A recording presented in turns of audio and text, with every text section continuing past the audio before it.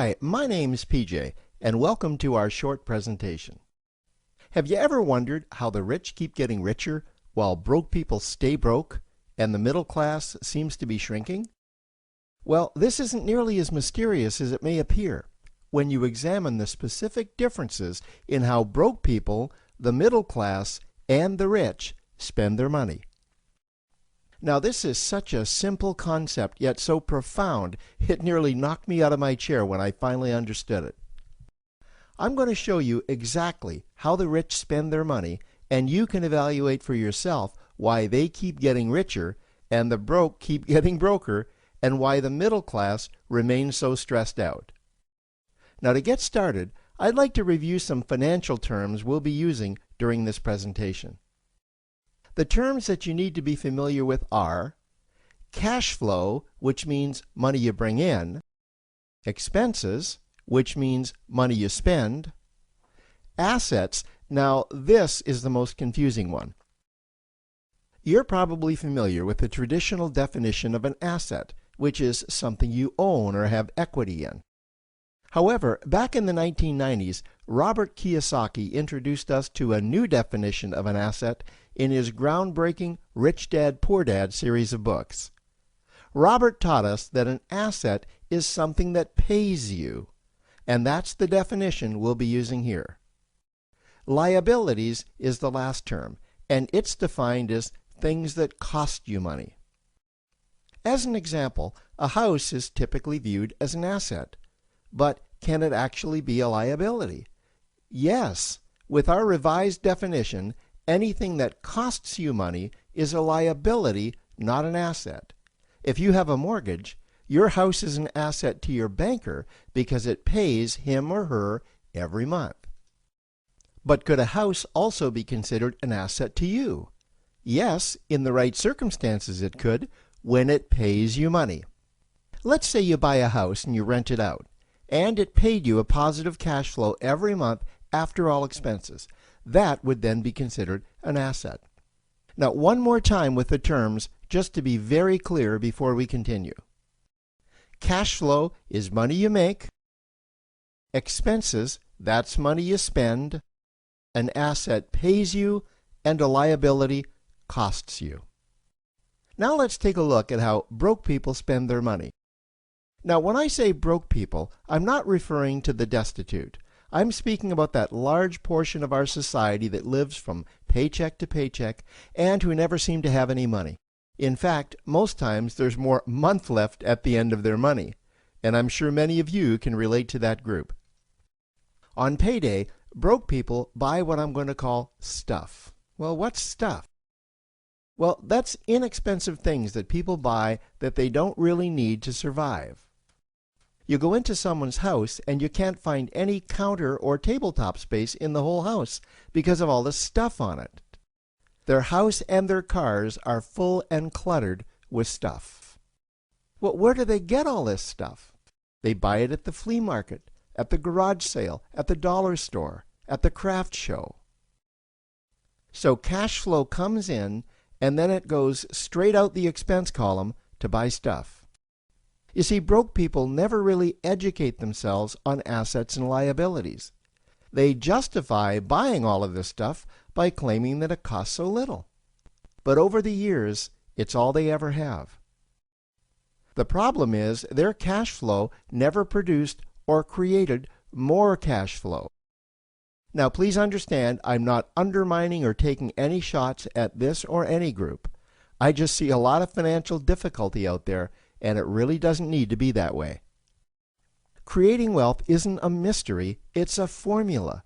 The only reason someone doesn't create wealth is because they either don't know the formula or they don't apply the formula. Now let's take a look at the middle class. The middle class is the group that society mistakenly thinks are rich. They're not. Yes, they typically earn a six-figure income, and many of them appear rich, but it's what they buy with their money that keeps them prisoners of the middle class. What they typically buy are liabilities. Remember the definition of a liability? Things that cost you. By buying liabilities, the money gets pushed up and out their expense column. Liabilities are items like cars, boats, houses, airplanes, credit card debt. Now let's see just how this happens. The middle class gets a nice paycheck, let's say $10,000 for the month. They then split that down the middle and they pay their monthly expenses with half, and with the other half, they make a down payment on a new car. The car costs $5,000 down, and after they add on the insurance and the maintenance, that liability now costs $1,100 new dollars every single month. A few months go by, and they want a boat, then a vacation home, a Rolex watch on their credit card, a vacation on their credit card. And before you know it, their liabilities have raised their expense levels to near or above their income levels.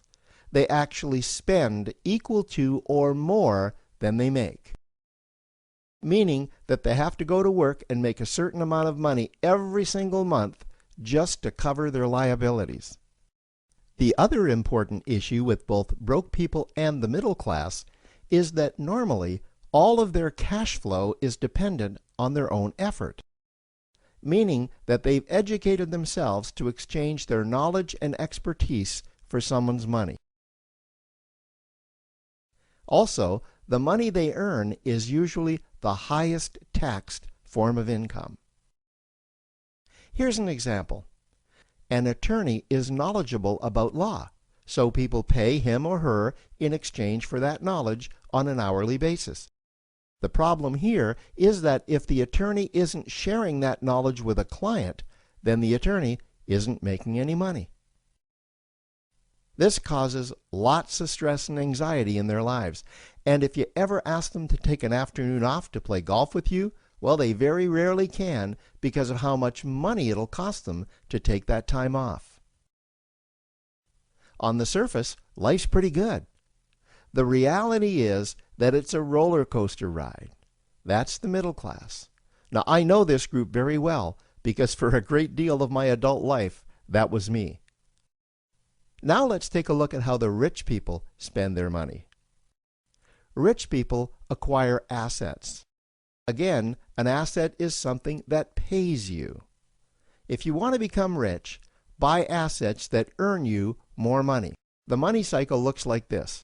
Acquire assets that produce cash flow, invest the profits to acquire more assets that produce more cash flow, invest those profits to acquire more assets that produce more cash flow. The rich spend their money and acquire things that produce more money. Here are a few examples of assets that produce more money. Investments are the obvious ones: stocks, bonds, real estate. Education is another asset. If you learn how to do something that produces more money for you and you actually do it, that's buying an asset. There's a great quote that goes, "If you think education is expensive, you should see how expensive stupidity is." Another example of assets you can acquire that pay you are cash-generating opportunities, especially those opportunities that can create a passive cash flow. Passive meaning that once you build it up, the money continues to flow whether you're still building it or not. Here's a small example. Let's suppose you bought a pinball machine and you put it in a barber shop, and you don't spend any of the profits. You save them until you can buy another pinball machine and put it in another barber shop. This, by the way, was Warren Buffett's first business. If you don't know who Warren Buffett is, he's one of the top 2 richest men in America.